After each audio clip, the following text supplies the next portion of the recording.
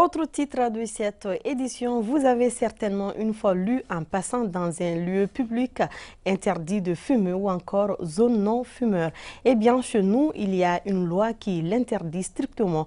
Il s'agit de la loi numéro 10-033 du 12 juillet 2010. En cas de non-respect, l'auteur peut prendre une peine d'emprisonnement allant jusqu'à 11 jours et d'une amende de 300 à 18 000 francs CFA. Malgré cette interdiction, certains fumeurs continuent de fumer là où il ne faut pas.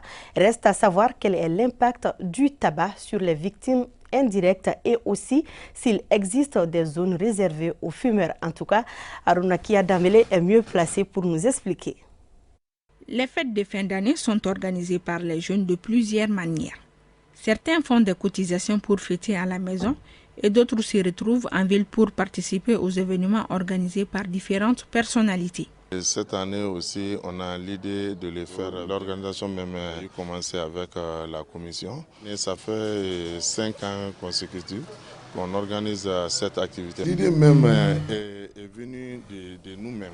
Parce qu'on a très bien su que dans cette... La loi numéro 10-033 du 12 juillet 2010, dans son article 14, interdit à toute personne d'exposer une autre à la fumée du tabac en dehors des emplacements réservés aux fumeurs. Cette même loi prévoit des sanctions à l'encontre des contrevenants. Ici au Mali, certains fumeurs ne se sentent pas concernés par cette mesure. La cigarette est un facteur de risque d'apparition de beaucoup de maladies chroniques.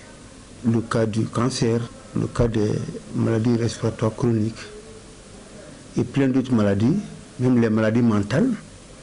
Alors, la fumée contribue à l'apparition de toutes ces maladies sur le long terme. Ce qui fait que, en tout cas pour des actions de prévention, et aussi en faisant cela, ils pourraient considérablement aussi sauvegarder la vie de leur environnement. Le tabac nuit gravement à la santé, comme imprimé sur le paquet de cigarettes.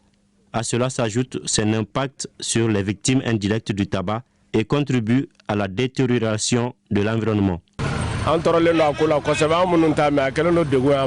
Nous qui ne fumons pas sommes toujours victimes du tabac dans nos concessions, transports en commun et même dans les lieux de travail. S'ils ne peuvent pas arrêter de fumer, qu'ils nous épargnent vraiment des conséquences du tabac.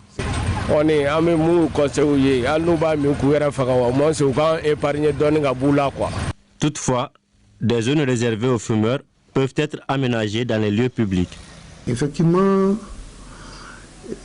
il y a des espaces, tous les services ne le prévoient pas, mais il y a des services qui le prévoient.